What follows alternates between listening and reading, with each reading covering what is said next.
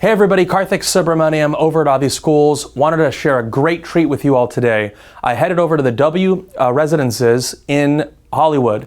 One of our most successful students, Jason Peteler, he was showing me his penthouse rooftop listing at the W residences in Hollywood. It's $45 million worth of real estate. And what I love about Jason is that he doesn't just sell real estate in LA.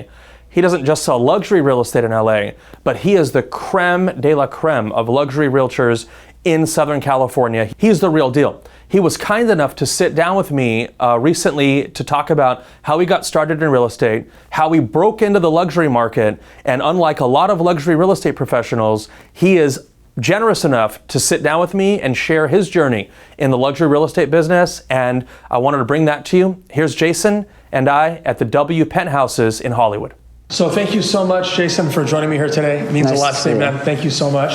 I'm here with Jason from Rodeo Realty. Jason took our real estate class many years ago. He has a lot of experience in real estate, and he's been kind enough to sit down with me for a few minutes.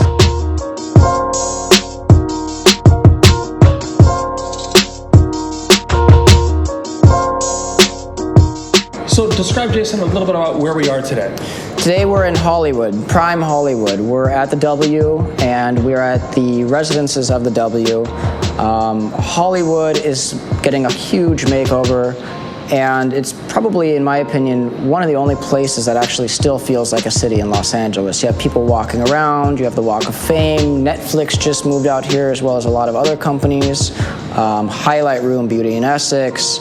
So where we are today is the top floor of the W residences. So this is where there's two different areas. You have the W residences and you have the W hotel where people stay. Now the residences is where you can actually buy in to the W and have that kind of amenities that you're looking for when it comes to security, if it comes to concierge or room service, valet, you get all of that here. The top floor is a rare opportunity to own, about a third of that floor, because below us, there's a lot of penthouses and they're a lot smaller. They're great, but this is on another level. Yeah. Tell everybody watching, maybe at home or on their phone, kind of where you grew up and how you got into real estate.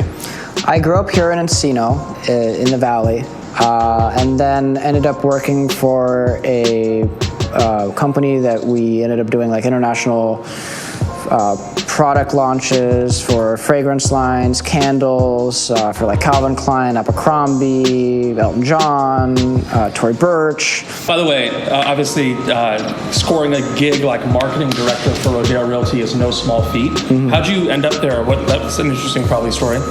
Yeah, well, it was completely by accident actually. I ended up moving back out and kind of searching for a few job opportunities. After you came back from Minnesota? After I came back from Minnesota. And I had a company that wanted to hire me, and I was about to wrap it up and just start working with them. And because all of my other friends were working that day, I decided to go to Rodeo and do that job interview as well. I was going to cancel. That's amazing. It sounds bad, but that's the honest truth. And I went in and What year was this, by the way? It was about 4 or 5 years ago. Okay, it's like 2013. Yeah, about that time. And great company, by the way. Yeah, wonderful company. A lot of agents. It's the largest single-owned brokerage in Los Angeles, if not California. They do about, just the Beverly Hills office, about $2 billion in sales a year. And Kartik, Kartik, you're a big help in all of this too. I don't want to sound too pitchy, but you were.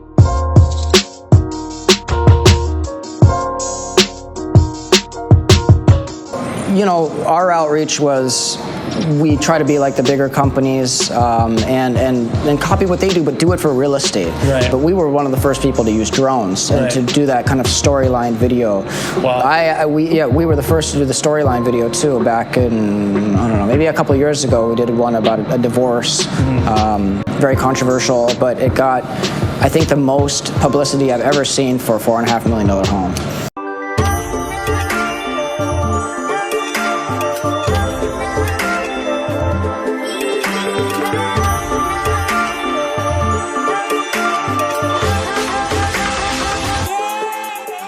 I'm always driving by this home, and I'm watching it being built over the last 3 years, and at the time I wasn't licensed. And I said, one day I want to sell that home when I started to consider getting my license. And I got my license, and a year and a half after that, I'm sitting in that home at a listing appointment. And I got the home. Yeah, and it was a beautiful property, gorgeous pool. And I decided that if I ever sell this home, I'm going to jump in that pool. So it was a little bit longer of an escrow, and we sold it, and I lived up to my word. I never lie to myself. If I tell myself I'm going to do something, I go and I do it, and I did it. It was a cold day too. It wasn't a warm pool. I think that the most important thing about social media is portraying yourself in a way that you would want all your clients to see you. And a lot of people forget that there are family members who follow them. There's clients who follow them. You're a professional now. You're in real estate. You're selling people's biggest assets that they have, more than likely. If I took a picture and I was in a room full of all my followers and potential clients and buyers, would I show that picture to every one of them? A lot of people don't think about that, and it has a negative effect on your social media presence. I have some students of mine that might be maybe a little older, like let's say even like over 40, let's say, that actually don't embrace Instagram or YouTube or Facebook.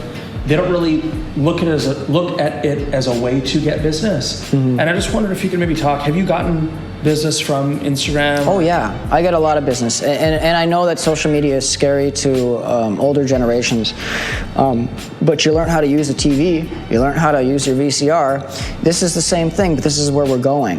If you're not gonna embrace the technology of where everybody, I'll put it this way, if you go to the airport, I don't care who you are, if you're at the airport and you look at somebody else, are they reading a newspaper? Mm-hmm. Probably not. Are they reading a magazine? Probably not. What are most people doing? They're on their phones. They're on their phones. Right. So why not catch them at that time? Mm-hmm. If that's where people are looking, that's where you need to be. So you need to figure out, even if you don't like it, how to use social media, because this is the future and this is where it's at. There's three key things. You got to be good at marketing, you got to be a therapist, and you have to know your area. Right. I think those are the most important things, and you got to work under somebody who already has those traits so you can not make the same mistakes. I mean, that's personally my advice to any newcomer in this industry is don't try to do this on your own. Learn from somebody who's already done it. If there's already a template, figure out how they did it and copy it. Right. And make it your own later on after you learn the rules. Wasn't that great? Jason is so generous with his time. He is a great example of what's possible in real estate, and part of that started with a good foundation and where he got his real estate license and where he took his classes. I'd love to connect with you on Instagram. You saw Jason's Instagram in the video. Mine's on the screen. I'd love to connect with you and get to know you on and offline, but I want to give a huge thanks to Jason for being so generous, so kind, and so giving with all the tips that he shared as to how he broke into the business, how he uses Instagram to build an audience, to break into the luxury real estate market. And again, Jason, I want to thank you so much for sitting down with me. It means the world to me, and I know all of our students benefited from the time you spent with me at the W.